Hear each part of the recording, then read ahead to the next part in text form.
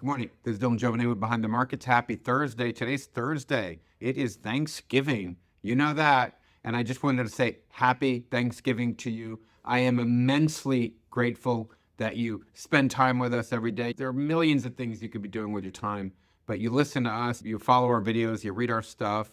That means a lot to us. I've said this before, the old Frank Sinatra line. I remember a young musician was complaining to him and said, "Oh, I hate signing all these records with all these autographs for people on the records when they buy them." And Frank Sinatra said he had gone through many ups and downs by then, and he knew a little thing about a thing or two.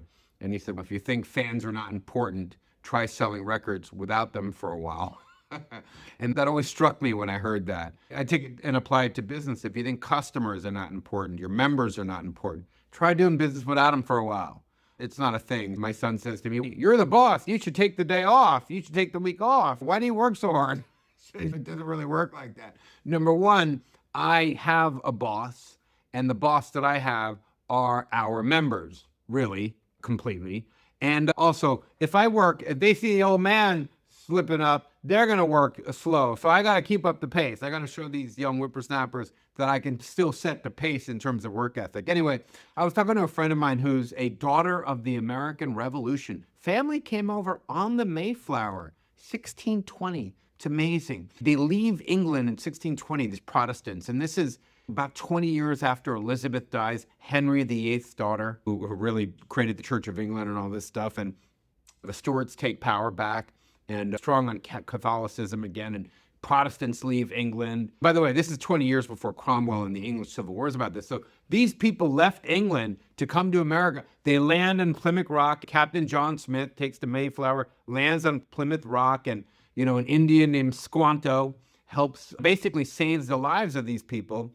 And it's really amazing to me that this day of gratitude was brought up because these people were starving, and the Pilgrims, for the help they got, they were so grateful for it. So their new governor, William Bradford, basically proclaimed this day a day of gratitude. I remember learning this when I was young, but I didn't remember the whole thing. But my friend was telling me, and she told me that George Washington actually proclaimed the day of Thanksgiving as America won its War of Independence. And then I didn't know this either, that it was Honest Abe Lincoln, who in 1863 formally declared Thanksgiving a national holiday. Now, for those of you who know, Abe Lincoln is my favorite president for a bunch of reasons. It's Abe Lincoln, George Washington, Teddy Roosevelt, and FDR, and there's a bunch of them, Reagan.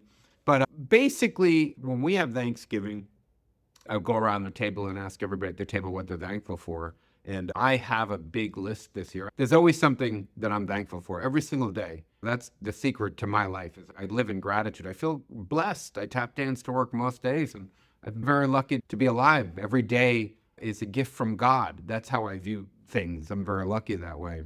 I guess I'm very lucky that way. It's just how I see things at this stage of my life.